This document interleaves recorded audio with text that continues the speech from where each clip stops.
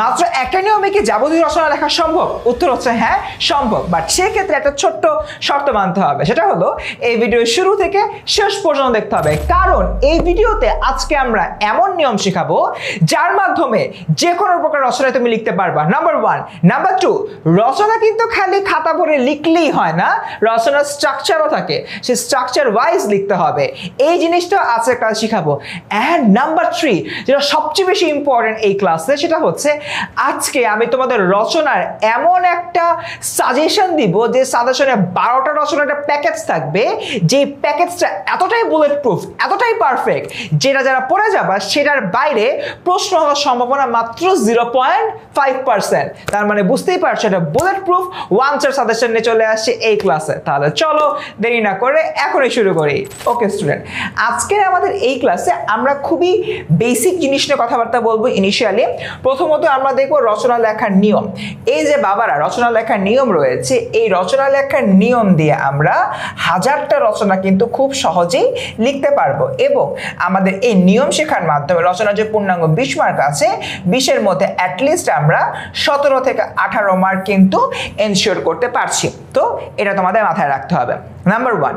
Number 2, আজকে আমরা রচনার একটা ওয়ান স্টপ সাজেশন দেব, যেখানে তোমাদের 12টা রচনা থাকবে, 12টা রচনা থাকবে, এবং আমি তোমাদেরকে গ্যারান্টি দিয়ে বলতে পারি, আমি তোমাদেরকে একদম গ্যারান্টি দিয়ে বলতে পারি, আমাদের যে এখানে 12টা রচনা আছে, এই রচনার মধ্য থেকে তোমাদের বোর্ড পরীক্ষায় প্রশ্ন আসবে।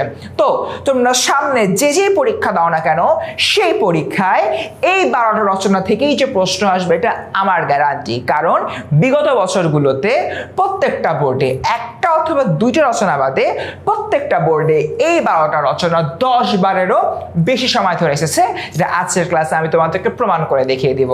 তাহলে চলো স্টুডেন্ট দেরি না করে মূল ক্লাসে দেখে আমরা ঢুকে যাই। ওকে, ফার্স্ট অফ অল রচনা লেখার নিয়ম নিয়ে আলোচনা করব। দেখো, রচনা লেখার জন্য আমার ন্যূনতম 1 ঘন্টা সময় হাতে রাখতে হবে। এই জিনিসটা আসলে অনেক বেশি গুরুত্বপূর্ণ, যে আমরা রচনার জন্য শুরুতে আগে টাইমটা মেজারমেন্ট করে নিব। আমি তোমাদেরকে বলতেছি না এমসিকিউর যে 30 মিনিট রয়েছে, আমি তোমাদেরকে সেটা একটু ব্যাখ্যা দিয়ে বলি, যে আমাদের বাংলা দ্বিতীয় পত্রের পরীক্ষা হয় 3 ঘন্টা। 3 ঘন্টা মানে এটাকে যদি তুমি মিনিটে কনভার্ট করো, তোমার হবে কি 180 মিনিট। 180 মিনিট থেকে তোমার প্রথমেই 30 মিনিট মাইনাস হয়ে যাবে এমসিকিউর জন্য। তার মানে তোমার হাতে থাকবে হলো কি 150 মিনিট। এই 150 মিনিট তোমার কিসের জন্য থাকতেছে? তোমার থাকতেছে হলো গিয়ে নির্মিতির জন্য। ঠিক আছে, তোমার থাকছে নির্মিতির জন্য। এই নির্মিতির 150 মিনিটের মধ্যে তুমি 60 মিনিট রাখবা কিসের জন্য? রচনার জন্য। 60 মিনিট রাখবা রচনার জন্য, আর 90 মিনিট রাখবা তুমি আদার যে সকল টপিকগুলো রয়েছে সেগুলোর জন্য। এখন তুমি হচ্ছে কি বলতে পারো যে ভাই আপনি কি বলতেছেন, আমার 60 মিনিট সময় রাখতে হবে? হ্যাঁ, একটা রচনা খালি তোমার গণহারে লিখে গেলেই হলো না, সেটার মধ্যে বেশ কিছু ব্যাপার স্যাপার থাকে।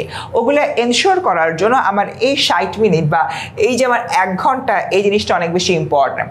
তোমরা এই যে টাইম ব্রেকডাউনটা দিলাম, তোমরা যখন হচ্ছে কি এমসিকিউ দিয়ে ফেলবা, এমসিকিউ দিয়ে ফেলার পর তোমরা মাথায় রাখবা যে তোমার হাতে 150 মিনিট নাই, তোমার হাতে সময় আছে 90 মিনিট। এই 90 মিনিটে রচনা বাদে আদার যে জিনিসগুলো আছে ওগুলো শেষ করবা। তারপর 90 মিনিট পরে দেখবা আরে ম্যাজিক, আমার হাতে তো আরো 1 আওয়ার টাইম আছে। ইয়েস, তাহলে চলো আমরা এই 1 আওয়ার ধরে খালি রচনা লিখি। তো তখন তোমার হাতে যে 60 মিনিট রয়েছে, এই 60 মিনিট ধরে তুমি সুন্দর মতো একটা রচনা লিখে ফেলবা। ঠিক আছে, রচনাতে তোমার কয়টা পয়েন্ট দিতে হবে? তোমার রচনাতে ন্যূনতম 15 থেকে 16টা পয়েন্ট দিতে হবে। পয়েন্ট কোনটা? ভূমিকা, উপসংহার। সে ধরো অধ্যবসায় রচনা আসে, তুমি ভূমিকা লিখবা, অধ্যবসায় কি লিখবা, অধ্যবসায়ের গুরুত্ব লিখবা, ছাত্র জীবন অধ্যবসায়, মানব জীবন অধ্যবসায়, মনীষীতে জীবন অধ্যবসায়, তারপর হচ্ছে কি অধ্যবসায় না থাকলে কি হবে, লাস্ট উপসংহার। এই যে তোমার পয়েন্টারগুলো, এগুলো কিন্তু বেসিক্যালি রচনার পয়েন্ট বলে। এরকম তোমার 15 থেকে 16টা পয়েন্ট লিখতে হবে। এবং এই জায়গা থেকে তোমাদেরকে একটা টেকনিক শিখাই দিই। সেই টেকনিকটা হচ্ছে, রচনা কখনো তোমরা মুখস্থ করবা না, রাদার এই যে পয়েন্টের নামগুলা আছে, এই পয়েন্টের নামগুলা মনে রাখবা। পয়েন্টের নামগুলা হচ্ছে গিয়ে মনে রাখবা, এবং পুরা রচনাটা পড়ে একবার নিজের ভিতরে আইডিয়া নিবা যেটার মধ্যে কি কি আছে বা কি কি থাকে, ওই আইডিয়াটার উপরে বেস করে পরবর্তী সময়তে তুমি তোমার যে রচনাটা রয়েছে রচনাটা নিজের মতো করে বানায় লিখবা। গেল, কমপক্ষে তোমার 12 থেকে 15 পৃষ্ঠা লিখতে হবে। এই জিনিসটা আসলেই গুরুত্বপূর্ণ।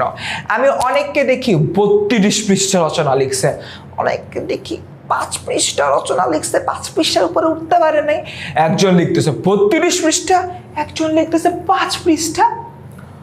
মানে দুইটাই ইনসেন, দুইটাই হচ্ছে খারাপ। আমাদের এত লেখা লাগবে না বা এত কমও লেখা উচিত না। আইডিয়াল স্ট্রাকচার হচ্ছে 12 থেকে 15 পৃষ্ঠা। বিষয়টা খুবই ন্যাচারাল যে তোমাকে 20 মার্কের জন্য একটা প্রশ্নের উত্তর করতে হচ্ছে, তোমার কিন্তু একটু বড় করেই লিখতে হবে। ফর অ্যান এক্সাম্পল, আমি ঢাকা ইউনিভার্সিটি থেকে আমার পড়াশোনা শেষ করেছি। ঢাকা ইউনিভার্সিটিতে আমি যখন আমার ফাইনাল পরীক্ষাগুলো দিতাম, এক একটা ফাইনাল পরীক্ষা আমাদের এক একটা প্রশ্নের মার্ক থাকতো 12.5 করে। এই 12.5 মার্কের জন্য আমরা সবাই 12 থেকে 13 পৃষ্ঠা করে কিন্তু লিখতাম, এবং টিচাররাও কিন্তু এই ধরনের পৃষ্ঠা লিখতে আমাদেরকে এনকারেজ করতো, কারণ নাম্বারটা তো অনেক। সেখানে তোমার 20 মার্কের জন্য, যেহেতু তোমরা ছোট, তোমরা এখন এসএসসিতে পড়ছো, সো তোমাদের জন্য এই 12 থেকে 15 পৃষ্ঠা আসলে লিখতে হবে। এটা যদি তুমি না লিখো তাহলে কিন্তু অ্যাকচুয়ালি হবে না, ঠিক আছে? সো আইডিয়ালি এই জিনিসটা লেখো, এর চেয়ে কম কেউ লিখো না প্লিজ, অ্যাটলিস্ট 12 পৃষ্ঠা লিখো। আর এর চেয়ে বেশি কেউ যদি লিখতে চাও লিখতে পারো, বাট মানে ম্যাক্সিমাম 18 পৃষ্ঠা, এর উপরে যাইও না, যাওয়াটা খুবই খারাপ হবে। সো মাথায় রাখবা 12 থেকে 15 পৃষ্ঠা ইজ দ্য আইডিয়াল কেস। এরপর দেখি রচনার সাথে সংশ্লিষ্ট এমন উক্তি দিতে হবে, বিভিন্ন মনীষীদের উক্তিগুলো নীল কালি দিয়ে তোমার লেখা ভালো।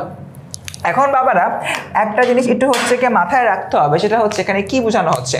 উক্তিগুলো নীল কালি দিয়ে লেখা ভালো দিয়ে আসলে তোমার কি বোঝায়? দেখো, আমরা যদি হলো কি চিন্তা করি, একটা রচনা আসছে অধ্যবসায়, সে অধ্যবসায় তুমি একটা সংস্কৃতের শ্লোক দিচ্ছ, ছাত্রনং অধ্যয়নং তপ। সো এই যে তুমি শ্লোকটা হলো গিয়ে দিলা, এটার মানে কি ছাত্ররা হলো অধ্যয়ন করবে এরকম কিছু একটা। সো এইরকম জায়গা থেকে তোমার যে কাজটা করতে হবে, এই যেটা স্পেশাল তুমি উক্তি দিলা, উক্তিটাকে হাইলাইট করতে হবে, কারণ এই উক্তিটা তো তোমার সম্পূর্ণ রচনার মার্কটাকে একটু বুস্ট করবে। সো যেটা বুস্ট করবে সেটা তোমার হাইলাইট করতে হবে। তাই হাইলাইট করার জন্য বেটার হবে এটা তুমি নীল কালি দিয়ে লিখবা। পুরা রচনার মধ্যে 3টা জিনিস নীল কালি দিয়ে লিখতে হয়। সেই 3টা জিনিস কি? নাম্বার 1, আচ্ছা দাঁড়াও, নীল কালি দিয়ে যেহেতু লিখবো তাহলে চলো আমি এটা নীল কালি দিয়ে লিখি। নাম্বার ওয়ান হচ্ছে টাইটেল, রচনার টাইটেলটা নীল কালি দিয়ে লিখবা। নাম্বার 2, পয়েন্ট যেগুলো আছে পয়েন্টের টাইটেলগুলো নীল কালি দিয়ে লিখবা। এরপর হচ্ছে কি নাম্বার 3, আমাদের যে উক্তিগুলা দিচ্ছি সেই উক্তিগুলাকে হলো গিয়ে আমার নীল কালি দিয়ে লিখবা। তো বাবারা এই জিনিসটা মনে রাখা বাঞ্ছনীয়। তোমরা যদি মনে না রাখতে পারো তাহলে বুঝবা খেল খতম পয়সা হজম, ঠিক আছে? সো এই নীল কালার দিয়ে অবভিয়াসলি এই জিনিসগুলো হচ্ছে কি লিখবা, কারণ এগুলো হাইলাইট করতে হবে।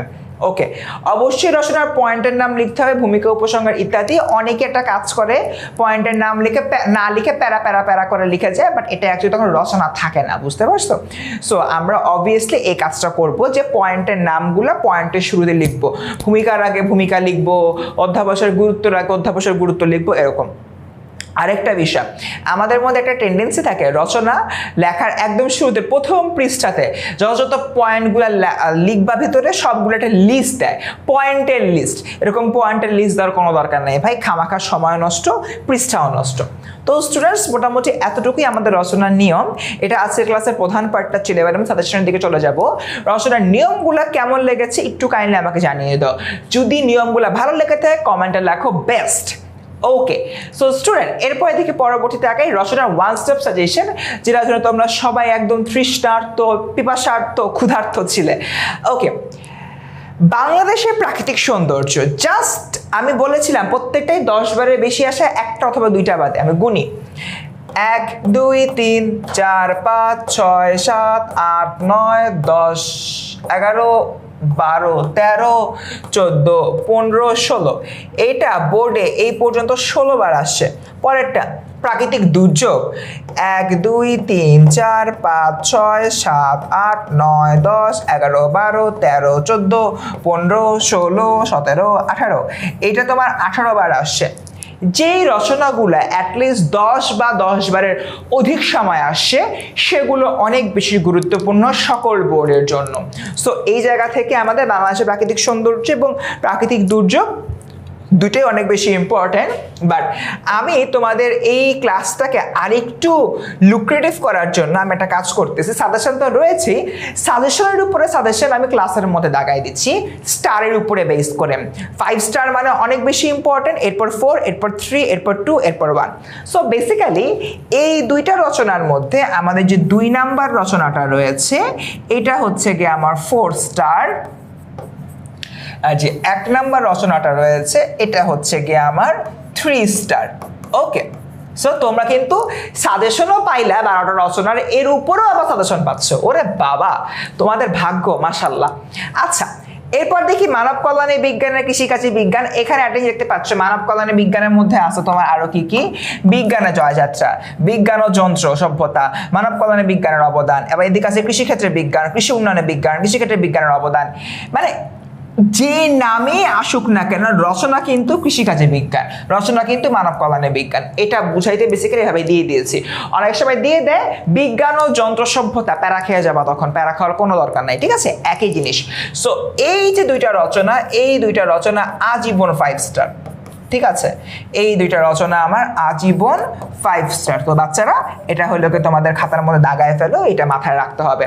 গেল, এবং দেখতে পাচ্ছ কতবার আসছে। জাস্ট কৃষিকাজে বিজ্ঞানটা আমি যদি দেখি 25 সালে কত বোর্ডে আসছে আমি এটা দেখি, শুধু 25 দেখবো।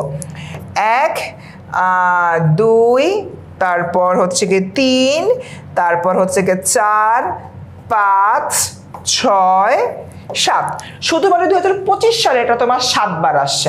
বুঝতেই পারতেছো এটা অনেক বেশি ইম্পর্ট্যান্ট। আগে এরপর হচ্ছে কি তোমার পরিবেশ দূষণ ও তার হচ্ছে কি প্রতিকার। তোমরা একটা প্যাচ লাগায় ফেলতে পারো, এই প্রাকৃতিক দুর্যোগ আর পরিবেশ দূষণ না, মানে এই দুটা ডিফারেন্ট। এটা বাংলাদেশের প্রাকৃতিক দুর্যোগ, যেখানে বন্যা, খরা, তারপর হচ্ছে জলোচ্ছ্বাস, সাইক্লোন, সুনামি, সিডার, এগুলো নিয়ে কথাবার্তা হবে। আর পরিবেশ দূষণ মানে হচ্ছে গাছ কেটে ফেলতেছে, কার্বন ডাইঅক্সাইড এমিশন হচ্ছে, এগুলো নিয়ে বেসিক্যালি কথাবার্তা বলা হচ্ছে। তো বাবারা এই পার্সপেক্টিভ থেকে যদি আমরা চিন্তা করি, এইটার মধ্যে আমাদের পরিবেশ দূষণ যেটা, এটার ইম্পর্টেন্ট হলো 3 স্টার পরিমাণের, আর অধ্যবসায় হচ্ছে তোমার 4 স্টার, ঠিক আছে। এই যে 12টা, এই 12টা থেকেই আসবে।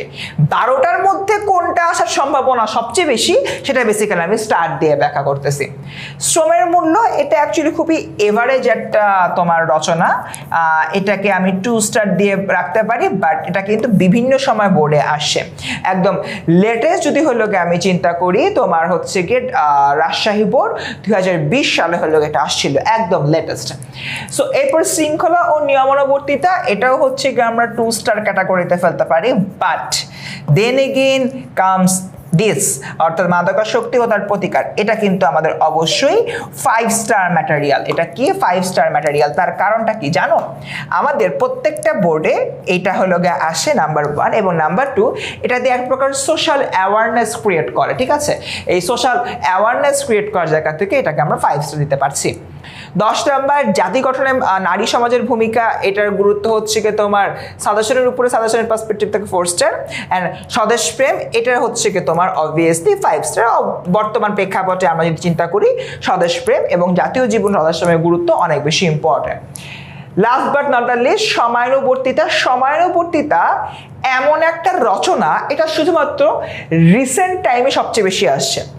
আমি একটা অদ্ভুত জিনিস এখানে অ্যানালাইসিস করতে গিয়ে দেখেছি, সময়ানুবর্তিতা সবচেয়ে ওল্ডেস্ট যে টাইমটাতে হইল গিয়ে আসছিল সেটা হচ্ছে 2002 সালে আসছিল বরিশাল বোর্ডে।